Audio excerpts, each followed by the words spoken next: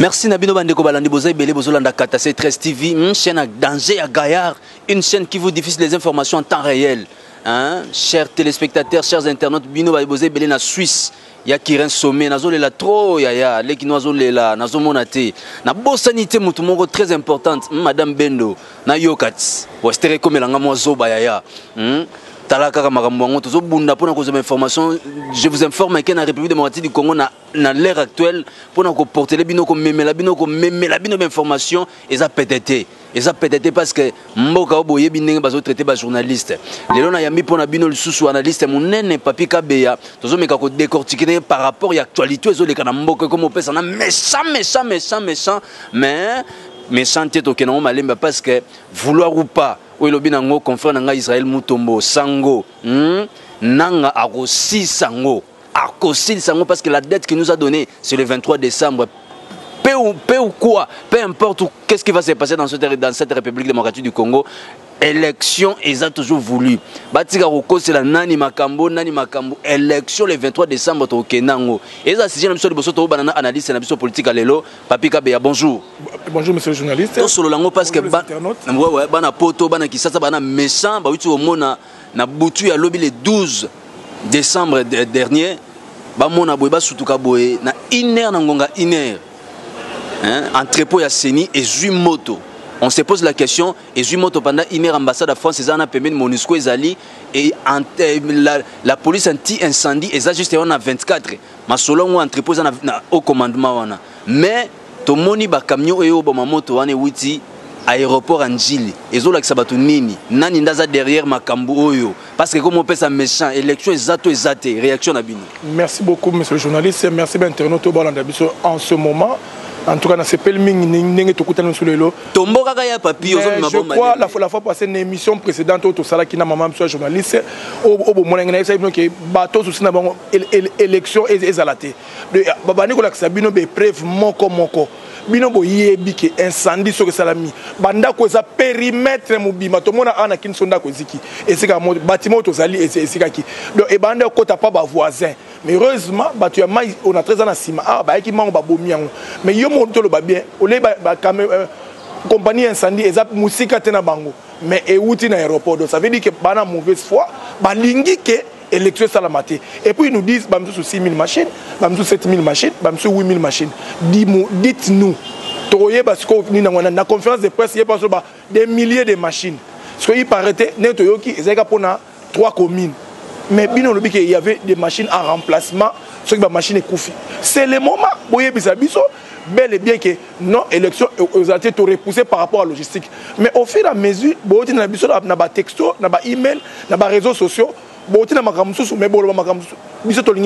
réalité, il y aura des élections, mais il n'y aura pas des élections. Parce que les Congolais comme des chauffés, nous avons besoin de l'alternance. L'alternance, c'est ce qu'on comprend dans l'Ingala. Nous avons besoin de changement à Batu et à Sika. Tobo y batunyo so ya kalo batava ina pendant 17 ans tolingi makambu ya Sika biloko ya Sika. Et comme il comprend ça biso pe kanda. Pour imagine toi na makambu na ba campagne. Batu bazo perdre et énergie, leurs argent, leur force technique à faire ma campagne. Mais en retour, ma campagne ils ont négligé, saboté. Nous avons ce qui s'est passé à Kindu, ce qui s'est passé à Lubumbashi, ce qui vient de se passer à Mbujimayi. Le peuple a affamé pendant 17 ans. Parce que pour une alternance ou changement, ce ne sont pas des civils, ce sont des militaires. Banamoura en billets en tenue de policiers. Mayamoto. Ça veut dire quoi? Tout le monde va campagne et autour de Gabon, tout le monde va campagne autour de Côte d'Ivoire, tout le monde autour de Sénégal.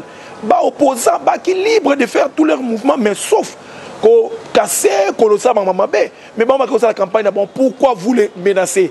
Et mais Moutouazo qui est dans le territoire, Moutouazo Peksaye. Fayoulou, il a été empêché, Félix a été empêché d'aller à Boutembo. Il y a dans le verre. Bien que Makamongouzo soit vraiment méchant, nous voulons savoir, étant qu'analystes politiques, nous sommes tous des kinons, nous voulons savoir qui est derrière tous ces actes de barbarie. Qui a causé cet incendie? Qu'est-ce qui s'est passé? Mais toujours, on a autre bouche. Non, c'est les complots de la plateforme Lamuka et FCC. Mais Tozo y est en réalité à papier. Et tant qu'analyste, ce qu'on a analysé, fait on a tout. Qui est derrière tout ça? C'est lui qui organise les élections. N'aime tout hasard responsable. Je crois au salaire de dissertation. Quand je dis bateau va organiser mais élection n'aime tout balinguer élection exalaté. Allez se comprendre. Bazan a besoin de transition. Il y a transition. Mais par rapport il y a bateau à la mouka, on va balinguer transition à leur manière. Mais bateau va gouverner biso balinguer transition il y a bango. D'après bango, il leur faut 1 année ou 2 ans. On va ça des bonnes élections. Maintenant, il 3 ans, il y a Liboso, il y a Akokor, il y a Oyua. Il y a 2 ans, qu'est-ce qu'ils ont fait du Congo? Attends, c'est 5 ans. Ils ne feront absolument rien. Tous les ans, il y a alternance. Nous voulons des élections. Élections, n'étant pas l'alternance, là, on va causer. Mais sauf qu'une élection, on préparé. C'est 0. Il y a le point moko lelo. Tout le monde est opposé à limite ça, monsieur jeunesse. TV5 à quel baquet, il est pour X candidat ma présidente. Je n'ai tout ni. Est-ce qu'il y a un opposant? Non, si je vais parler dans le Congo, il y a monsieur Jean-Pierre Mbemba. Il est là abunda pour le Congo. Alex Abisso mandature au Nibiso peuple to pesa na parlement à quelqu'un de la biso ba rébellion na ye ya muyibi ya mbongo na ye ake abundi bundi parce que mbongo o ya zwa na rébellion na acha mbongo zwa ya noko na Mobutu tabaka en Équateur na o zwa na Centrafrique acha ngwa a o la télévision moi je ne peux pas permettre Félix Aza président Mokao na bika maman Félix j'ai pas na tonalité na François Soloba il est qui au Congo monsieur Jean-Pierre tu n'es rien. Tu n'es qu'un prisonnier à la prison. Il y a cupidité na yo, il y a mutema mabe na yo, il y a mon okosobo konzité, ozoki bo konzi et qui mio libéla parce que ça mutema mabe. Le pouvoir c'est d'abord l'amour, mutema ya malamu. Oza mutema ya mabe, okosobo konzi soute, otika le prisonnier. Parce que tout cela ça ozonga sous ces pays. Parce que tu es de mauvaise foi. Na mamboka oh tu n'auras plus rien. Il y a pas que ça mamboka ekei. Tu n'auras plus rien parce que ça mutema mabe. Un politicien à cause de la n'a pas position musuna ba tendance mais à cause de mutema mabete net nzambe tu n'es pas Dieu qui t'a fait Dieu Jean-Pierre qui t'a fait Dieu tu n'es pas Dieu l'on a mamto zanangwana et puis tu es arrêtable à tout moment parce que on t'a condamné dans ces pays pourquoi tu n'as pas fait les élections parce qu'on t'a condamné parce que si tu étais président candidat président banga validé c'est parce que tu as une condamnation dans ces pays pour subordination des témoins donc on ne veut pas de quelqu'un net yo soit dit candidat biso ton vote biso population ton Congo ton Paris pourquoi tu es corruptible net moi si donc et puis ça n'a pas si ma popo o ya lobaki parce que soit un opposant to lu kana unité pour chasser les gouvernants d'aujourd'hui mais il y a une division ça ça mutema mabe c'est que quelque part to peut ça peut raison na bato IDP so bazolo baki na novembre Olivier Kamita to tenaki déjà ba propos moko si c'est ni avec Corneille Nanga organise plutôt les élections avec la machine à voter bago incendier babiloko wana lelo pe to moni incendie ngo salami c'est-à-dire que la muka isa na cause makambo bon wana toucher la muka na deuxième position parce que nous sommes censés être des intellectuels quand Ndako Eziki qui gardait cette maison les policiers étaient commandités qui par les militaires par le ministère de l'Intérieur le ministère de l'Intérieur en collaboration avec la CENI. Donc ça veut dire que ces lieux est strictement surveillé. Et puis c'est interdit à toute personne, surtout la nuit, de venir d'y passer. Et puis tu me tournes. Tu as aussi renseignement dans l'avenue. S'il fait déjà 18 h, et puis il y a une personne qui est entrée dans cet entrepôt à partir de 20 h jusqu'à 1 h. Pour montrer que état analyse, il y a des inspecteurs de l'étranger. Ça veut dire analyse spontané pour dire qu'il y avait une machine là-bas, pas une machine, mais une valise et ben, nous contenir bombe. Donc, ils ont qui commandité de l'extérieur, n'étant pas activé en haut, tout le monde peut s'amuser. Parce que quelqu'un entrer saboter, c'est difficile. Parce que ces lieux, cette avenue, cet entrepôt, cet entourage est strictement surveillé.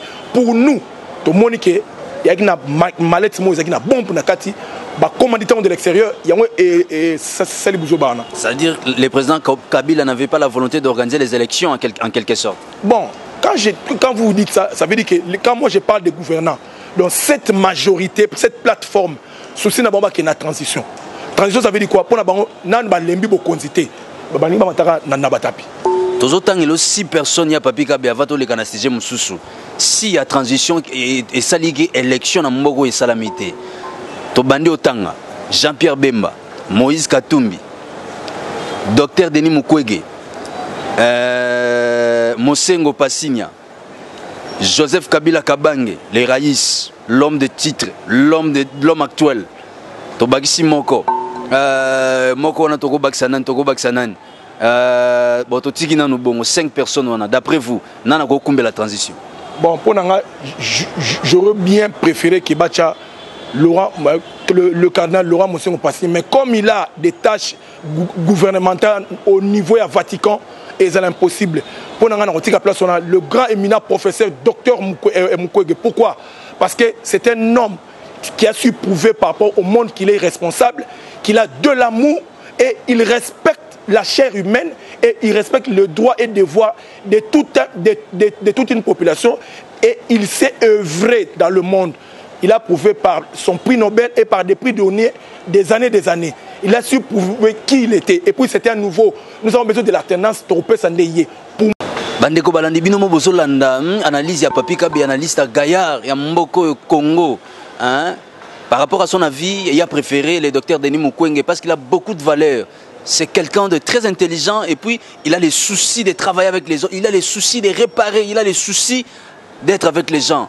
Azouaramututu le roi Mouananaye, il est en train de réparer les femmes avec tout ce qui se passe à l'est du pays. Ils ont pas si peu mawa, ça fait pleurer les gens. Mais les docteurs Denis Mukwege, Azota la Théo Yazali. Et puis une chose vraie, bon, Azo gagné na prix Nobel na Yoana. Aoso melango ba jetité, Aoso melango ba nakouté, Aochango toujours na service à la population. Voilà les gens qu'il faut à la place qu'il fallait. Docteur Denis Mukwege, ceux qui m'ont demandé comme prêt, toko tchayo poa, biso ba mouyara de la presse, toko tchayo poa. Il y a pas plutôt mes causons sur l'actualité parce que bana poto bana besoin de découvrir makambo bien. Est-ce que makambo ya incendie oyo? N'est-ce pas que un mois avant ils allaient déjà ba rimer bima déjà et puis ba américain ba ya kia wa makambo attentat pour na masolo ango. Mais ba joie qui peut patron ya Congo Futur pour na masolo ango toujours. Mais est-ce que service secret ya mokonza mboka ils ont ça là tous ils ça là té. Bande ko ngai na koyeb sabino. Le plus grand service, il y a renseignement et ça le rabina si boye bien au banakin. Boye bien au bien dans monde des deux services. Il y a américain, naba oya ba israélien. Moi me ko to bakti barius. Dans le monde mutako se douter na ba service on te biso on patauge to patauge comment ozu mutu brado na yo asa ele ko ba faire privé minene ya mboka. Mais on l'arrête comme un petit enfant en avion, na si botara na TV5. Comment le fameux monsieur représentant ya Congo Futur Bazoua na pète na plage na Maroc. Ballon de rebima ba pète ba bimse ba kenda. Yem ta pandi ba secret. Je crois dans une mission où il a dit. Sur ce moment il va saboter Seni na ambassade des États-Unis parce que ba bi que Seni notamment mais par réserve, il est protégé par derrière par l'ambassade des États-Unis. Donc sur ce moment il va tché bombe serveur central et Bungi et Pasuki États-Unis et baby ne pas ça na Kenya. Donc, mais tellement que les Américains ont un service de renseignement, ils ont un belé. Ils ont sécurité par Moutoua Makangaki. C'est la réalité. Le cas de raté CENI ou la direction générale, il y a un dépôt. Mais, souci na biso ba Congolais, nous voulons voter. Donc, comme ça, on dit contre Mirtina Souka, n'est Félix Aloba, qui est la machine, même pas la machine, ok, n'a pas on Souka. Tous ont besoin d'alternance. Ceux qui vont passer sélection, il n'a qu'à s'en prendre à eux. La communauté internationale a été témoin arbitre yemo connaît nga baki ngana okena bino tina suka oya on élection te nga arbitre dans siffler on a gagné yebe connaît nga ba ko siffler pour naie sur le 23 décembre élection ça mi na RDC c'est pas comme ça sur élection oya ndambu il faut ça na RDC na 80 000 bureaux de vote o yo moko lobaki le photo mon élection ça la mission ça c'est arbitre dans la communauté internationale et bino mo yebi so arbitre ça siffler et l'oni rozala. Mais boye ba que secret na ya nenge batikisi eza secret na bango plan na bango ya kala et puis tu éviter lobby et vous nini mais ya papi ya robang ezali sous entrepôt ya saigné KI où ils ont gardé ba matériel logistique parce que ba cible qui des choses na ambassade des États-Unis et tikala ambassade des États-Unis té mais yo yebi bato bengi marines yebi ba marines masala dans le monde basa ba soda oyo babiloko na so ba africain nga bengo babiloko parce que biso tele tozaka na ba pupu. Mais bango ba arme ba tambola na nzoto donc nengo tambino motala nde bazo Saddam Hussein besoin nenge ba côté la Kadhafi besoin nenge basala ba mission dans le monde entier parce que marine ça basa awa bana poto basa ato sana bango na kata kina miso bana tasok miso bana sima na ambassade de ba okengela ambassade des États-Unis et puis ambassadeur consul c'est un ex général abunda bitumba donc yebi nenge nini bako neutraliser toute force étrangère donc nenge ba otala ya biso ba oseka bango donc pour attaquer ambassade des États-Unis il faut la plus que États-Unis. Il y a une réserve, il y a logistique, il y a armes, bien. So donne une information, ils sont formés. Micro. Quand la formation, il y a des Luanda, il y a des gens qui vous placent dans la cabine, donc au formé, au compagnie américain. Abonnez-vous, papa. La plus grande base dans le monde des Arabes, aux États-Unis. Vraiment. Vraiment. basoda mobutu wana bauta formation aux États-Unis. Yo comprenez basoda on mobutu boy sous na fond parenthèse. Les soldats les plus bien formés na Zaïre Kalawe comme Congo. Et basoda mobutu. Bo bakena aux formation na base aux États-Unis. Donc akoma matana miltilem sous mur il y a venu niveau. Bayanza parler au bana prison kuna na TPI. Ce sont des plus grands soldats les plus bien formés banakin. Merci bien Papi Kabeya, toza toujours na kati ya analyser bana poto tika na bisabino Kinshasa eza ya koyinda même pas Kinshasa Congo mobimeza ya koyinda parce que sango ya moto epeli na kati ya entrepôt ya Seni et puis si pasi na baimboka nyoso ba postulaki imaginez-vous plus de 15 000 candidats ba postulaki ba osa la campagne na bango ba siko entrepôt ya Seni eziki siko mbongo nyoso ba osa la campagne ke pamba siko ya Papi Kabeya yebisa biso par rapport au susu. Il y a Masolongo toujours. Est-ce que, la réalité, Masolongo des autres qui la boy et arrêter campagne électorale? Mais en réalité, mais et l'Okonikel est à Beta qui représente la communauté internationale, à Beta qui est au rapport à l'élection et surtout que, dans le moment où tu et je me mets sur qui est l'élection, c'est la chaotique, ça veut dire quoi? Qui est beau intellectuel.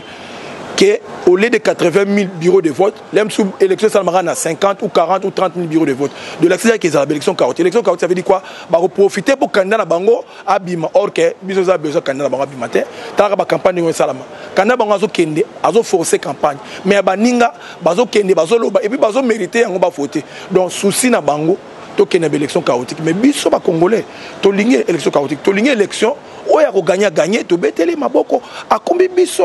Na nenge to soluka alternance mais yeba ka na nenge machine voter au cas prétexte ko ya dans une semaine pour le total 10 jours dans 5 jours 4 jours pour mon prétexte c'est ya. Merci bien Papi Kabeya bana poto boza tellement belé Rolanda biso to kutani mbalasima pona ba pona ko yebi sabino toujours analyse par rapport à makambo na RDC somo ezali moi batumi bali ba Rolanda na poto na sepel mingi en tout cas nenge bolandinga ba internet na pesa mingi mbote na Eric Kalala Olivier Kalala Fifi Kalala Fatou Kone Claudie Tandaye. Sommet Kirin, yayo yango na tomboli maboko. Pona ko yebisoke poto Kisasa eza mboka moko. Tozo pesa bino toujours information en temps réel. Hein, JB Lubangi, makambo eza toujours ko beba. Mes condoléances, le plaisir attristé à la patrona. Julia Kanengo. En tout cas, on est de cœur avec toi. Toza toujours ensemble, to soutenir yo toujours. Hein, Katase 13 TV Mobimba, toza toujours derrière na to soutenir yo.